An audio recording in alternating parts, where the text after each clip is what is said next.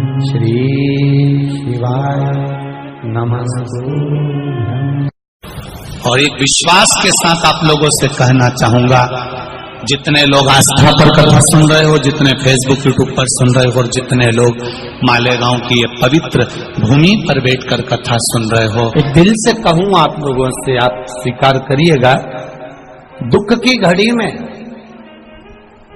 कोई आए चाहे ना आए, अगर आपने दिल से कर्जा हो गया, समस्या विकट हो गई, तकलीफ बढ़ गई, दुख बढ़ गया, आप शंकर भगवान के मंदिर में जाकर, ये जरूरी नहीं है कि आप सीहोर आए या कहीं जाएं, आप तो आपके घर के पास में जो शिव मंदिर हो, उस मंदिर में एक लोटा जल चढ़ाना चालू कर दो, और धीरे धीरे दुख काटना प्रारंभ कर दो।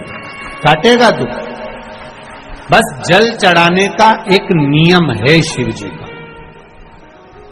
शंकर भगवान को जो जल चढ़ाया जाता है दुख काटने के लिए, तकलीफ काटने के लिए, कष्ट मिटाने के लिए, तो एक नियम है शंकर भगवान का जल चढ़ाने का जो नियम है। जैसे ये गौल जलाधारी है, यहां से पानी गिरता है, ये शिवलिंग है।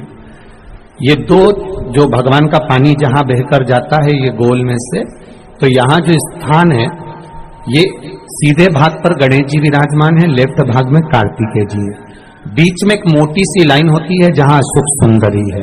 ऊपर से जो बूंद बूंद पानी गिर रहा है वो शंकर भगवान की 5 लड़कियां हैं, जया, विषहरा, शामलीबारी, दौतली और देव। जहां गोल भाग है, जहां शिवलिंग रखा हुआ है, ये माता पार्वती जी का हस्त कमल है, जिसको पीठिका कहते हैं।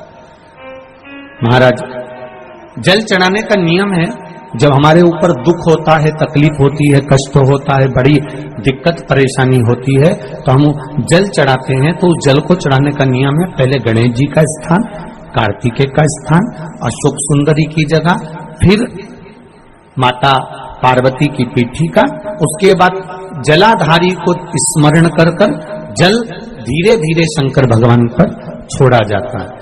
जब धीरे धीरे शिव जी पर जल चढ़ाएं, उसके बाद में आप अपने मन की कामना जब जल चढ़ाते जाएं और बाबा से कहते जाएं, बाबा रोज कामना कहने की जरूरत नहीं है, एक बार आप कामना करो और उसके बाद जल चढ़ाना प्रारंभ करो, और उसको कहना जरूर, तेरे दरबार से कोई खाली नहीं गया मेरे शंभू, मैं नहीं जानती, मैं तो इतना जानती हूं कि कंकर शंकर है और तू सुनता जरूर है। ब्रह्मा ब्रह्म लोक में है, भगवान विष्णु वैकुंठ लोक में है, पर मृत्यु लोक में मेरा देवाधिदेव महादेव है, मेरी सुनेगा जरूर। और बाबा से विनय कर कर आप आइए। जल चढ़ाने का नियम, अगर दुख है, तकलीफ है, कष्ट है तो ऐसे चढ़ा दो, और अगर मन कर रहा है डायरेक्ट शिव जी पे चढ़ाना हो तो तुम्हारी मर्जी, उसमें कोई मना नहीं।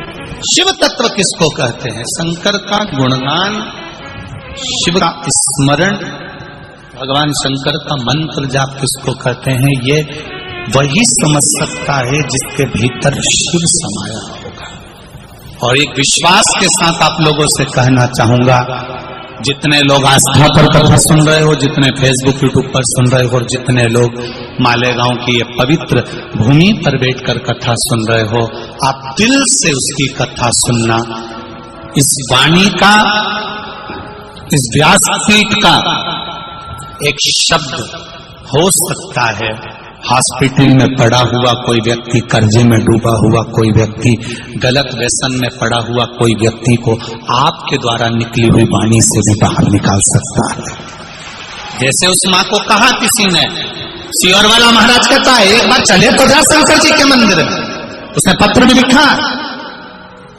जब वो सियोर वाला महाराज कहता है, चिल्ला चिल्ला कर कहता है, एक लोटा जल सारी समस्या का हल, तो जा।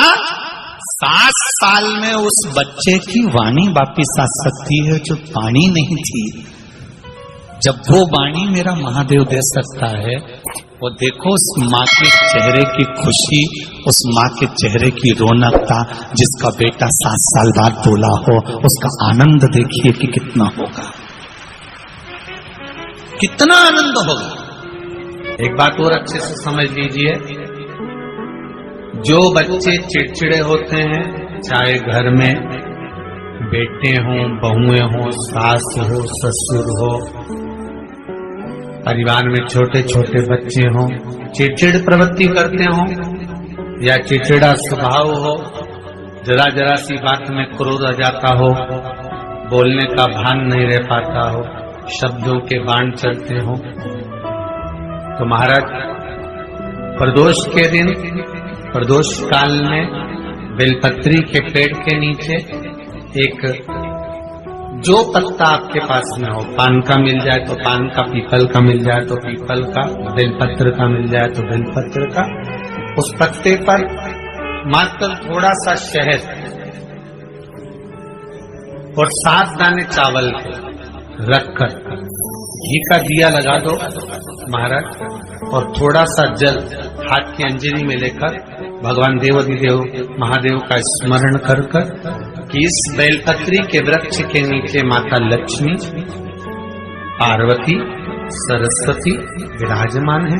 इसी बेलपत्री के पेड़ के नीचे मेरे देवाधिदेव महादेव का 12 ज्योतिर्लिंग का स्वरूप प्रकट है, उनका स्मरण कर जल चढ़ा दीजिए और उसका स्मरण कर लो जो चिड़चिड़ प्रवृत्ति करता, क्रोध करता, जिसको बोलने का भान नहीं होता हो, सम्मान नहीं देता हो, अपशब्द कहते हो, उनका स्मरण कर छोड़ेंगे। एकदम एक प्रदोष करेंगे, दूसरे प्रदोष तक तो आपको कोई दिक्कत ही नहीं, 2-3 प्रदोष कर देखिए, बाबा कृपा।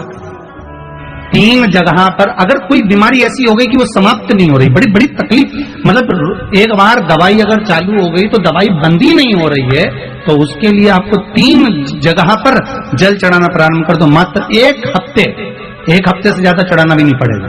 जैसे 1 हफ्ते आप टेबलेट लेते हो, गोली लेते हो, 1 हफ्ते चढ़ाना प्रारंभ कर दो। सबसे पहले बेलपत्री के पेड़ के नीचे क्या करना है, जल का पात्र लेना है, उसमें 2 दाने चावल के डालना, 2 दाने अक्षत के डालिए।